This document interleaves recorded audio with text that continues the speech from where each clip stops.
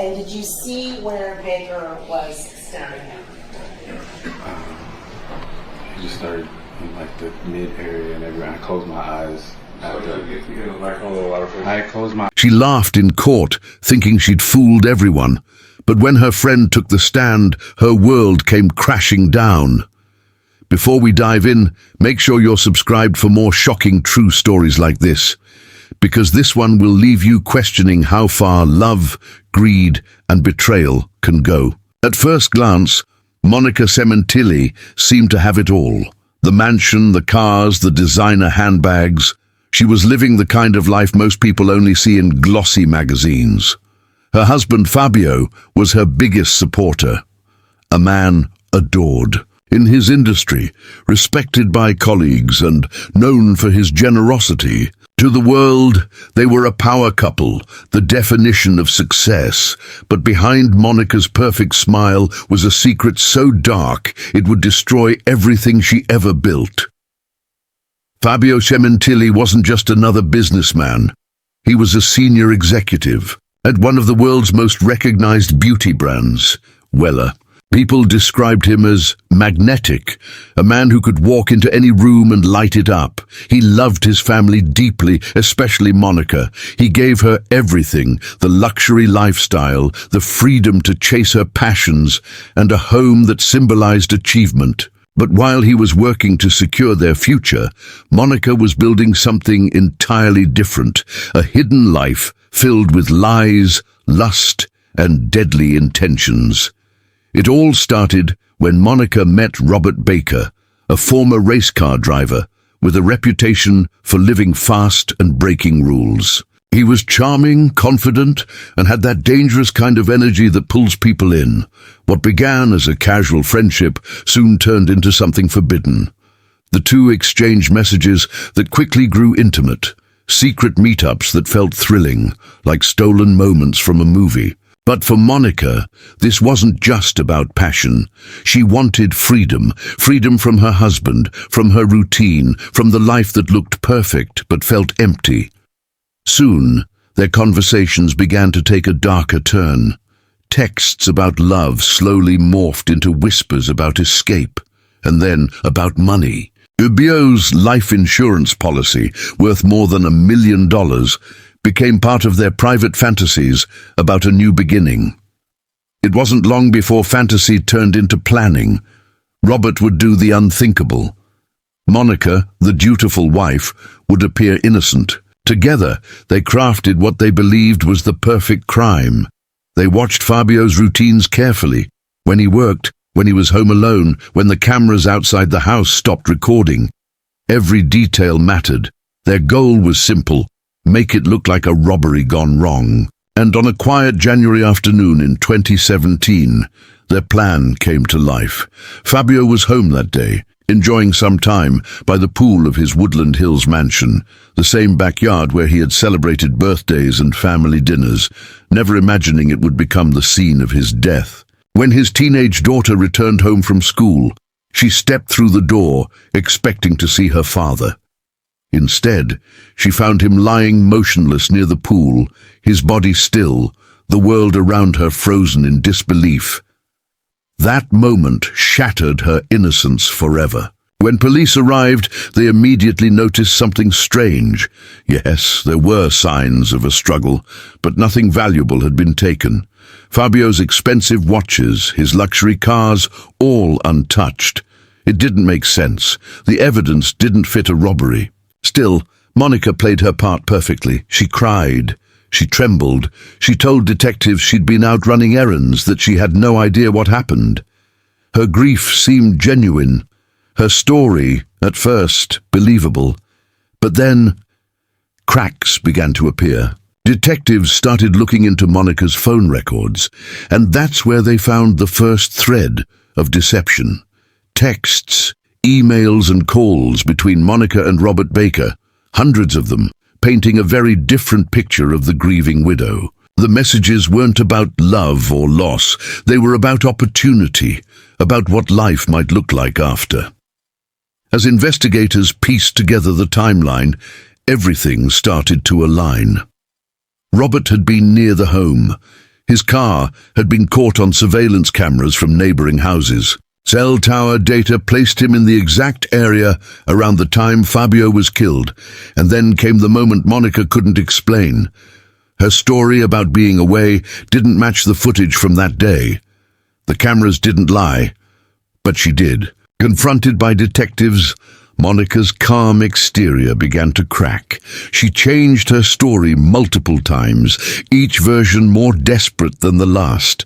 She said the texts were harmless, that Robert was just obsessed with her, that she had nothing to do with her husband's death. But every time she spoke, the evidence spoke louder. When police finally arrested Robert Baker, everything Monica had built began to crumble.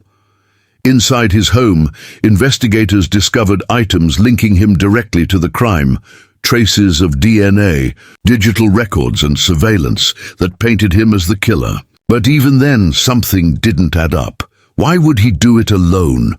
Why risk everything unless someone promised him something in return? Months later, Baker's silence broke. In court, he stunned everyone by pleading no contest, accepting life in prison without parole. But his confession left an unanswered question lingering in the air. Was he protecting someone? Prosecutors believed he was, that Monica wasn't a bystander, but the architect of the entire tragedy. Years passed. Evidence piled up. And finally, in 2025, it was Monica's turn to face judgment. As she walked into court, dressed in tailored suits and expensive jewelry, she looked more like she was attending a business meeting than fighting for her freedom. Her expression was calm. Sometimes she even smiled, as if convinced the jury would see her as a victim, not a killer. But the truth had other plans, because hidden behind the legal arguments and carefully rehearsed defenses was a secret witness, someone who had seen everything unfold. Someone ready to tell the world just how deep Monica's betrayal really went. When he stepped into that courtroom, Monica's smile faded for the last time, and that's where everything began to unravel. The moment Christopher Austin entered the courtroom, the entire room shifted. You could feel it. The tension, the silent anticipation, the collective curiosity about what this man knew. Until that moment, Monica had worn her mask perfectly, poised, polished, untouchable. But as soon as Austin took the stand, she froze. It was as if a shadow from her hidden past had walked right in, bringing the truth she'd spent years burying. Austin wasn't just a random witness. He was part of the plan. A man who had seen, heard, and lived through the events leading up to Fabio's death. He wasn't some outsider piecing together rumors. He had been inside the storm, and when he agreed to testify against Monica, it wasn't out of guilt alone. It was part of a deal, a plea in exchange for his cooperation. The prosecution didn't need to convince him to speak. He was ready to tell everything. The jury leaned in as he began. His voice was steady but heavy, carrying the weight of a secret that had festered for years. He spoke of Monica not as a victim or a manipulated woman, but as the mastermind. According to him, she was the one who wanted Fabio gone, not out of fear, but out of greed and desire. Austin revealed how the affair with Robert Baker had consumed her. How she talked about freedom, about a fresh start, about the money that could make it all possible. And how, somewhere in that toxic mix of passion and lies, the idea of murder was born. He described the plan with chilling precision. The day was chosen carefully, a time when Fabio would be alone, when the neighbors wouldn't suspect a thing. Monica, he said, promised to make everything easy. She's going to the store, Baker had told him, and she'll leave the front door open. That one detail, the unlocked door, was everything investigators needed to prove Monica's direct involvement. It wasn't just an accident or coincidence. It was an invitation, proof that she wasn't simply a grieving widow, she was a participant. As Austin spoke, the courtroom grew silent. You could almost hear the scribbling of pens, the faint click of cameras capturing Monica's expression. Her once confident smirk was gone. Her eyes dropped to the table in front of her, hands trembling slightly. For the first time in years, she looked human, not the glamorous woman in designer clothes, but someone cornered by her own lies. Austin continued, recounting the day of the murder. He said Baker had received a message, a signal, one that told them it was time. Together, they drove to the Sementilli mansion. Fabio was outside by the pool, enjoying the California sun. He had no idea that death was walking through his open front door. Austin's words painted a picture almost too vivid to bear. Baker approached first, quiet and focused. Fabio looked up, startled but not afraid, maybe thinking it was someone he knew. And then, in an instant, chaos. Austin admitted he was there, that he helped hold Fabio during the struggle. "He covered his mouth," Austin said, his voice shaking slightly, "and I held him from behind." He described one moment that haunted him, the moment he too delivered a single blow. He said he closed his eyes after that, unable to watch as Baker continued the assault. Fabio never had a chance to fight back. 1 second, he was relaxing by his pool. The next, everything went dark. The courtroom sat frozen. Even the judge seemed to hesitate before asking the next question. Austin's confession wasn't just shocking, it was damning. It confirmed what investigators had always suspected. This wasn't random, and Monica wasn't innocent. Every move, every message, every lie pointed back to her. Then came the part that truly broke the room's composure. Austin described what happened afterward. The silence in the house, the rush of adrenaline, the disbelief at what they had done. "I told him," Austin said, his voice cracking. "I can't believe we did that. I can't believe you had me do that." Baker's response was cold, almost emotionless. "You're fine," he told him. She wanted it. "It's done."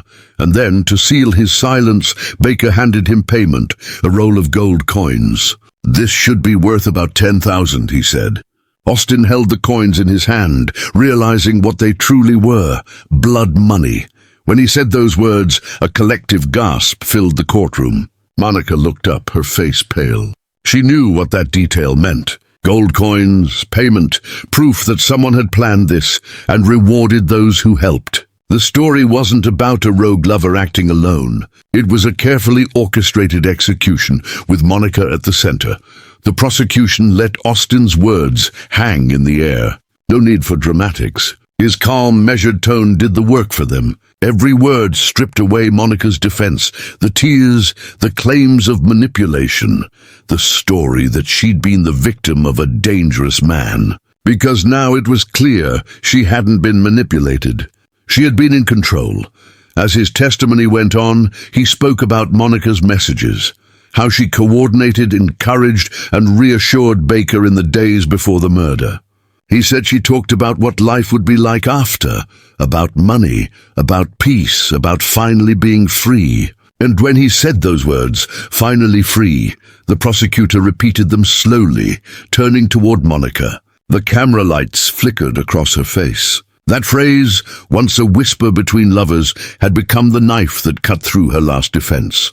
When Austin finished his testimony, the courtroom sat in stunned silence. It felt like the air had been sucked out of the room. The prosecutor thanked him, and the judge called for a brief recess. As everyone stood, Monica stayed seated, eyes fixed on the floor, hands gripping the edge of the table. Her attorney leaned over to whisper something, but she didn't move. For the first time, the woman who once controlled everything, the money, the image, the story, had lost control completely. When court resumed, something had changed. The jurors no longer looked at her the same way. The mask of innocence had cracked, and through it, they could see the truth. A woman who wanted more than she already had, and who believed she could have it if only her husband were gone. That's when the realization hit her. There was no going back. No more pretending. The door she had left unlocked that day had finally swung open for her too. Only this time, it led to a cell. When court resumed, Monica's posture had changed. The woman who once smiled through testimonies now sat stone still, as if realizing for the first time that this wasn't some twisted performance. It was the end of her act. Gone was the confidence, the subtle tilt of her chin that used to scream control. Now her eyes were glassy, hollow and distant. The jury's gaze was heavy, and she could feel every ounce of their judgment pressing down on her. But the prosecution wasn't done yet. They had more: messages, timelines, financial records, and most devastating of all, the testimony of Robert Baker himself. The man she once called her lover, her confidant, the one she believed would protect her, was about to take the stand.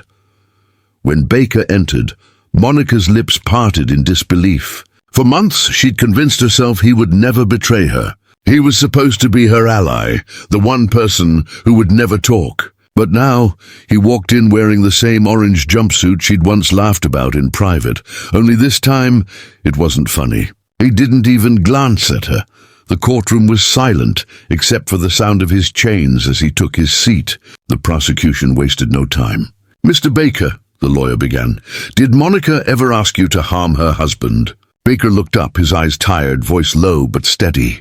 "Yes," he said. Just that one word, yes, and the room erupted in whispers. Monica's hand flew to her mouth, shaking her head like a child denying something caught on camera. But the truth was now unstoppable.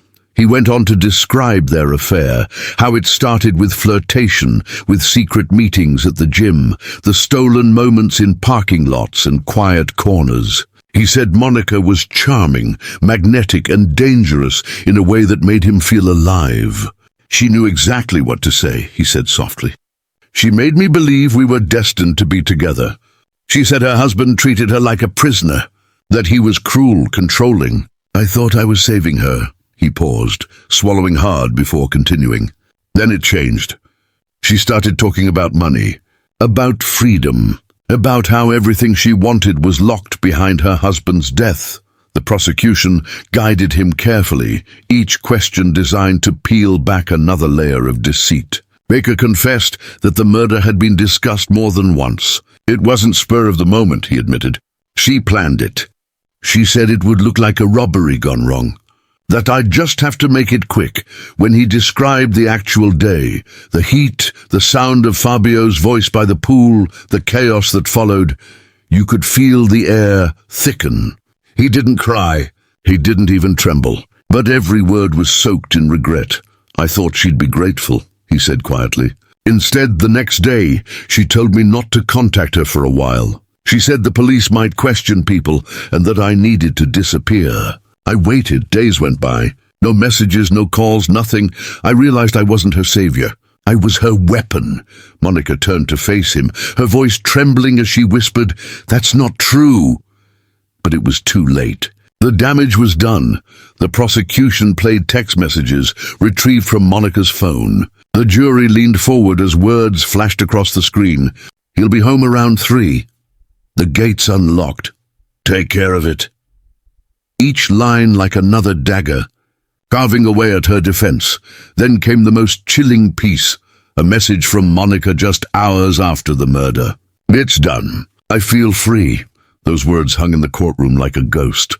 You could almost see the moment Monica realized what they meant, that in trying to free herself, she'd only locked herself into a cage that would never open. As the prosecutor stepped back, Baker's expression softened. He glanced at Monica for the first time. "You ruined both our lives," he said, his voice shaking with anger and heartbreak. "You made me believe in something that never existed." Monica turned away, tears streaming down her face, though whether they were for Fabio, Baker, or herself, no one could tell. The defense tried to strike back, painting Monica as a woman manipulated by a violent lover. They claimed Baker was obsessed, unstable, and acting on his own delusions. They said Monica's messages were taken out of context, that she had meant to warn him off, not guide him in. But the damage was irreversible. Between Austin's account, Baker's confession, and the digital trail that tied them together, the picture was complete. During the recess that followed, Monica sat alone at the defense table. The chatter of reporters and spectators faded into a dull hum. For the first time, she looked fragile, not in the way that wins sympathy, but in the way that reveals how paper-thin her lies had been all along. One of the guards leaned over and whispered, "You okay, Mom?" She didn't respond. Her gaze was fixed on the courtroom door, where Baker had just exited, surrounded by officers. The man she thought would save her was now her final undoing. When the trial resumed, the prosecutor called the lead detective, the man who had pieced everything together. He spoke of the inconsistencies, the financial motives, the cold planning behind every move. She didn't just want him dead, he said. She wanted to erase him completely, his presence, his power, his hold on her life. The jury listened in silence, every eye fixed on Monica. She had once been the beautiful wife of a respected businessman, a woman admired by her community. Now, she sat accused of orchestrating his death, her empire of lies collapsing in real time. As the day drew to a close, Monica was escorted out of the courtroom, cameras flashing in her face. Reporters shouted questions. Did you plan it? Do you regret it? Was it worth it? She said nothing. Her hands covered her face as she was led down the hallway. That night, as the city outside buzzed with talk of the case, one image played across every TV screen, Monica's laughter from the early days of the trial, side by side with her tear-streaked face after Baker's testimony. It was a haunting contrast, the smile of a woman who thought she could outsmart justice, and the broken expression of one who finally realized she couldn't. And yet, the trial wasn't over. The defense still had one last move, one desperate attempt to twist the narrative. But as the next day would reveal, even their boldest play couldn't save her. Because there was one more witness waiting to speak. And this time, it was someone who knew Monica better than anyone, her best friend. The next morning, the courthouse was overflowing. Reporters lined the steps before sunrise, their cameras aimed toward the entrance, waiting to capture the moment Monica would return. The air was heavy, the kind of quiet tension that comes when everyone knows something big is about to happen. Inside, jurors whispered to one another, their faces tight with curiosity. Even the judge seemed aware that the day's testimony could decide everything. And then the doors opened. Monica walked in flanked by her attorneys, her head bowed slightly, her wrists hidden beneath her sleeves. Gone was the defiant energy of earlier weeks. The woman who once smirked at photographers now looked like she was walking toward a storm she could no longer outrun. When the clerk announced the next witness, a ripple went through the room. The prosecution calls Rebecca Lopez to the stand. Monica froze. For a moment she didn't breathe. Rebecca wasn't just another acquaintance. She had been her best friend, her confidant, her partner in late-night gossip, the one who'd stood beside her at family parties and whispered jokes when things got awkward. They had shared everything, or so Monica had thought. Rebecca took the stand slowly, her hands trembling as she adjusted the microphone. Her voice was soft but steady. "I didn't want to be here," she began. "But I couldn't keep it inside anymore." The prosecutor nodded, giving her a moment. "Tell the court how you know the defendant." "We met years ago through our kids," Rebecca said. "We became close really fast. She was fun, exciting, always talking about her plans, trips, business ideas, her marriage. She made life feel bigger." She glanced toward Monica, who sat motionless, eyes locked on her friend. At first, Rebecca continued, she talked about Fabio like any wife does, how busy he was, how she wished he'd slow down. But then things changed.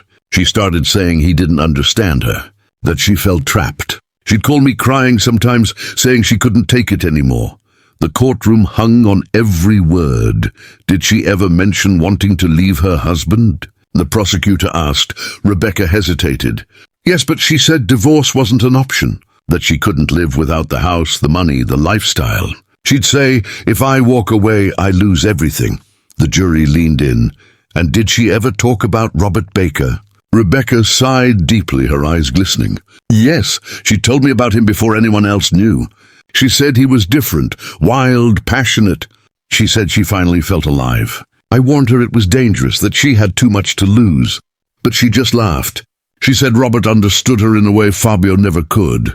At the defense table, Monica shook her head, whispering something to her attorney. But Rebecca continued, her voice cracking slightly. "One night," she said, "she came to my house really upset. She said she and Robert had talked about what life would be like if Fabio was gone. I didn't think she meant it seriously. I told her not to joke about that. She smiled and said, "I'm not joking." The words hit like a gunshot. A murmur spread through the courtroom, reporters scribbling furiously in their notebooks. Rebecca swallowed hard. I told her she needed to stop, that this was insane, but she just kept saying, "You'll see. Soon everything will be different." The prosecutor approached gently. "Did she ever mention a specific plan?" Rebecca nodded slowly. A few weeks before it happened, she said the cameras at the house weren't working properly, that Fabio had been meaning to fix them. She said it with this strange smile, like she already knew that was going to matter. I didn't realize then what she was planning. Rebecca wiped her eyes. After Fabio's death, she called me the next morning. She was crying, but something about her voice felt wrong, too calm. She said, "It's over, Becky, it's finally over." I thought she meant the grief. Now I know what she really meant. Monica couldn't hold back anymore. "You're lying!" she suddenly shouted, her voice echoing through the courtroom. "You don't know what you're talking about." The judge immediately struck the outburst. "Mrs. Sementilli, you will remain silent." Rebecca flinched but didn't back down. She looked directly at Monica. "You told me everything. I wish you hadn't. I wish I didn't have to be here. But Fabio didn't deserve what you did to him." For the first time, Monica's tears seemed real. She pressed her face into her hands, shoulders shaking as her lawyer placed a hand on her arm. But the image of her weeping didn't move the jury. Not anymore. Too many lies had already crumbled before them. When Rebecca stepped down, the courtroom was silent except for the soft shuffle of her footsteps. She avoided Monica's gaze as she passed, her face pale and exhausted. The betrayal cut both ways. Two friends destroyed by the same secret. The prosecutor's final witnesses, detectives, forensic experts, financial analysts, only tightened the noose. Every fact, every timestamp, every dollar trail pointed back to the same conclusion. Monica had orchestrated her husband's murder for money, freedom and love that didn't even last. When the prosecution finally rested, Monica's defense seemed hollow by comparison. Her attorneys argued that her friends and lovers had turned on her out of guilt or greed. They painted her as a scapegoat for Baker's obsession, claiming he had twisted her words into a motive she never had. But the jury had already seen too much. The digital trail didn't lie, and neither did the tone of her messages, cold, deliberate, calculated. Outside, news networks replayed clips of the trial on a loop.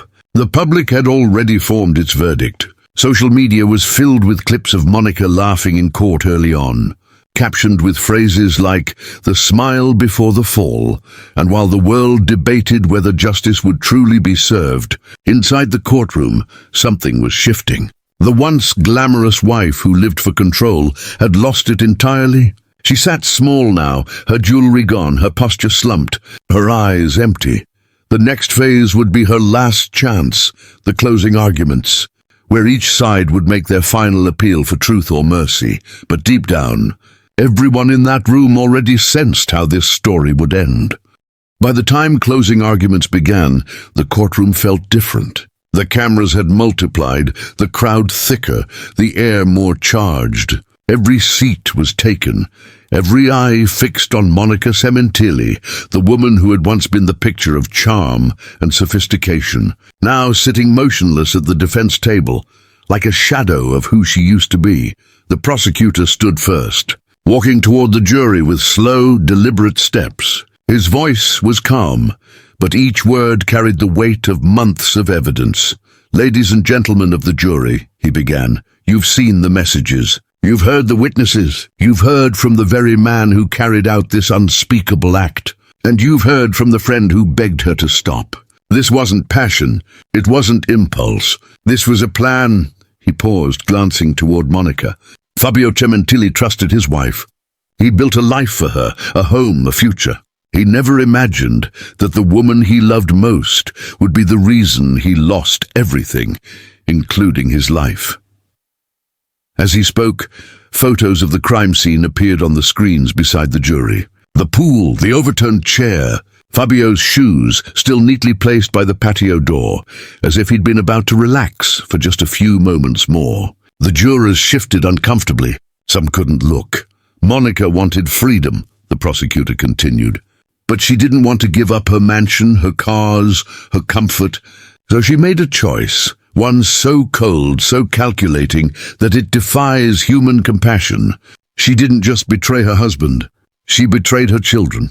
She betrayed her friend. She betrayed every person who ever believed in her.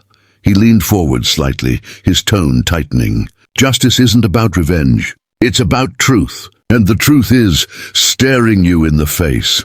The silence that followed was heavy, like the air before a storm. The prosecutor stepped back, leaving the echo of his words hanging in the room. Then it was the defense's turn. Monica's attorney rose, straightened his tie, and walked toward the jury. His voice was softer, his tone pleading. "You've heard a story," he began. "A story full of twists, passion, betrayal, and fear.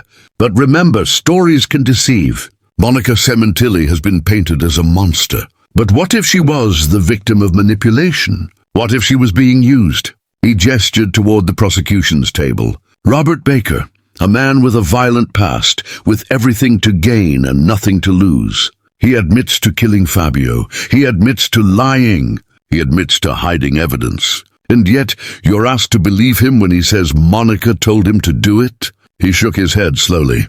"You've seen the texts, words twisted, taken out of context. We live in a world where messages can mean anything.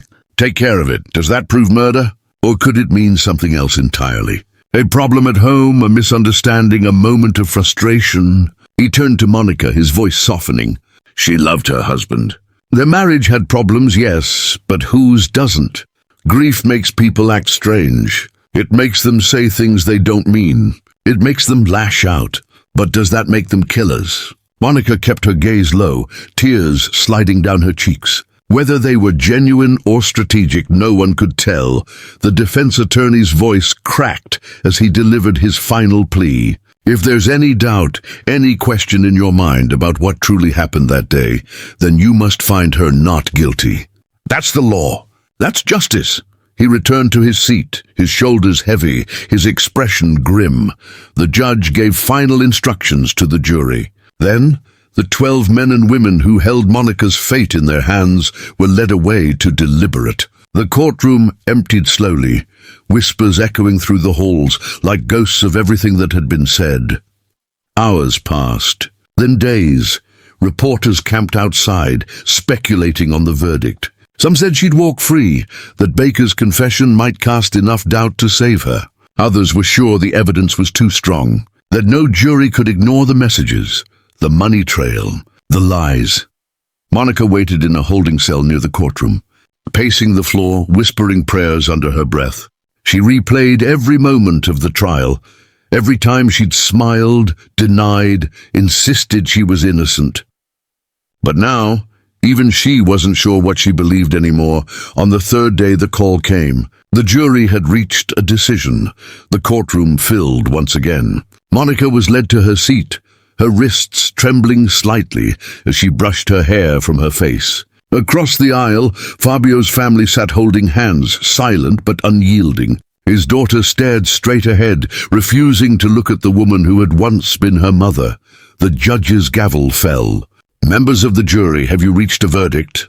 The foreperson stood, unfolding a slip of paper with steady hands. The room held its breath. "In the case of the people versus Monica Sementilli," he said, voice steady, "we find the defendant." He paused, just long enough for Monica's lips to part in a silent prayer. "Guilty of first-degree murder," gasps filled the room. Fabio's family broke into quiet sobs. Monica's shoulders buckled, as if the air had been knocked out of her. Her lawyer placed a hand on her arm, but she didn't move. For a long moment she just stared ahead, frozen, expressionless. Then her composure cracked. "No," she whispered, shaking her head. "No, that's not right. I didn't kill him. I didn't." Her voice faded as the bailiff stepped forward, reading her sentence aloud. "Life in prison without the possibility of parole." The judge looked at her for a long time before speaking. "Mrs. Sementilli, you were given everything: love, stability, and trust. And you repaid that with betrayal and blood. This court finds no reason for leniency. As she was led away, her eyes searched the crowd. For her children, for Rebecca, for anyone who might still believe her. But all she saw were turned faces and silent tears. Outside, the world already knew. News alerts flashed across screens. Monica Sementilli found guilty in husband's murder. Commentators called it poetic justice, the final act in a story of arrogance and deception. But inside the courthouse, as the last echo of footsteps faded down the hall, there was no satisfaction. Just the haunting sense that no one had really won, that greed and lust had destroyed not just one life, but many. And yet, the story wasn't over. Because what came next would shock even those who thought they'd seen everything. When the doors of the courthouse closed behind her, the world outside erupted. Cameras flashed, voices shouted, headlines flooded the internet within seconds. The beauty executive's wife turned murderer. Greed, passion, and betrayal in Woodland Hills. But inside the armored vehicle, carrying Monica Sementilli to the women's prison in Chowchilla, there was only silence. Heavy, suffocating silence. She sat staring through the narrow slit of the window, her reflection fractured by the steel mesh. For the first time in years, she had no audience, no performance left to give. No makeup, no designer clothes, no carefully practiced smile. Just the echo of everything she'd lost, and everything she'd taken.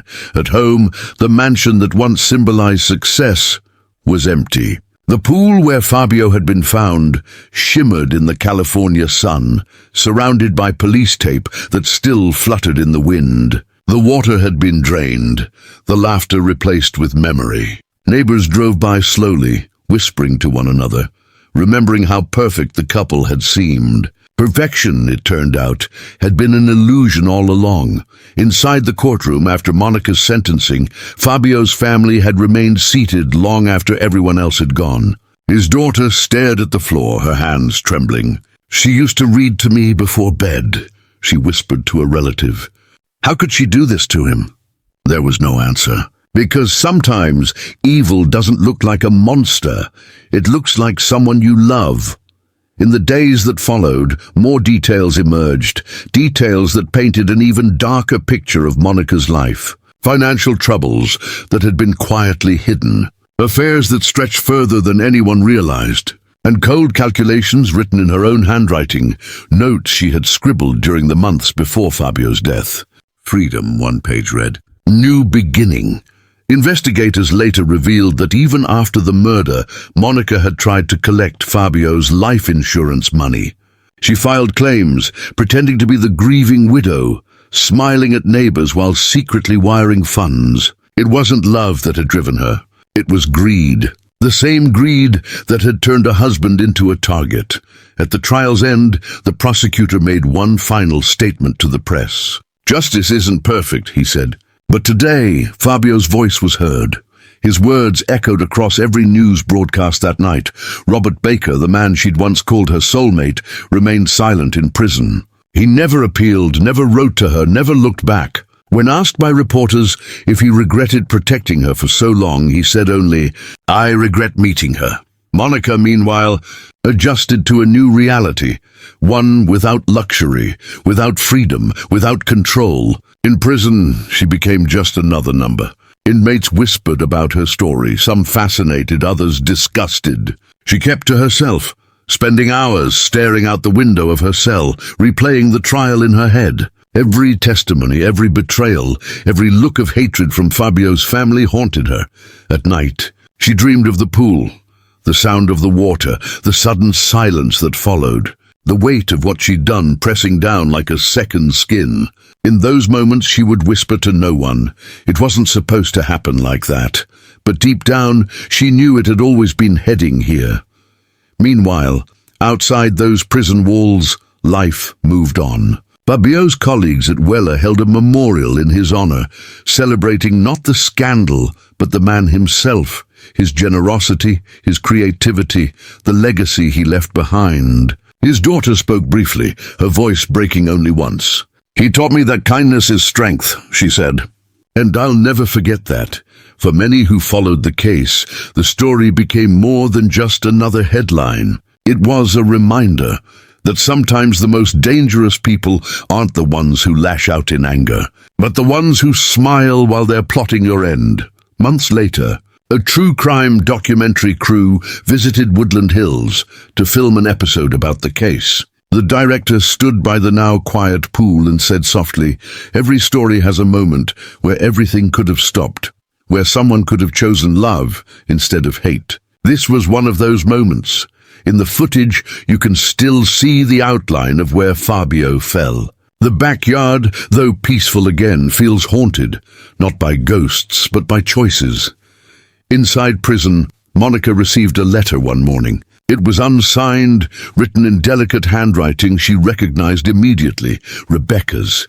There were no threats, no anger. Just a single line, "I hope one day you understand what you destroyed." Monica folded the letter and placed it in the small drawer beside her bed. For a long time, she just sat there staring at the grey wall. The same woman who once believed she could manipulate everyone now lived surrounded by people she couldn't control. And in that stillness, reality finally caught up to her. Years later, when journalists would revisit the case, they'd replay that courtroom footage, the exact moment Monica laughed as the verdict was read, certain she'd win. It became one of the most chilling clips in true crime history. The laughter of a woman moments before losing everything. They say you can see the truth in a person's eyes the moment they realize their mask has fallen. For Monica Sementilli, that moment came when her best friend testified, when love turned to betrayal, when lies turned into evidence, and when the walls she'd built so carefully collapsed around her. Now, her story serves as a warning that no matter how carefully you hide your sins, the truth has a way of finding its voice, sometimes in a courtroom, sometimes in the silence of your own guilt. As the years pass, Fabio's family continues to honor his memory, refusing to let his life be defined by how it ended. They talk about his kindness, his laughter, the way he believed in people. Because in the end, that's the real tragedy, that a man who believed in love fell victim to someone who used it as a weapon, and so the mansion stands quiet. The gates are rusted, the pool empty, the echoes gone. But the story remains, a reminder that behind every perfect picture, there can lie a secret dark enough to destroy everything it touches. She laughed in court, thinking she'd walk free. But when the truth finally spoke, that laughter became her last sound of freedom.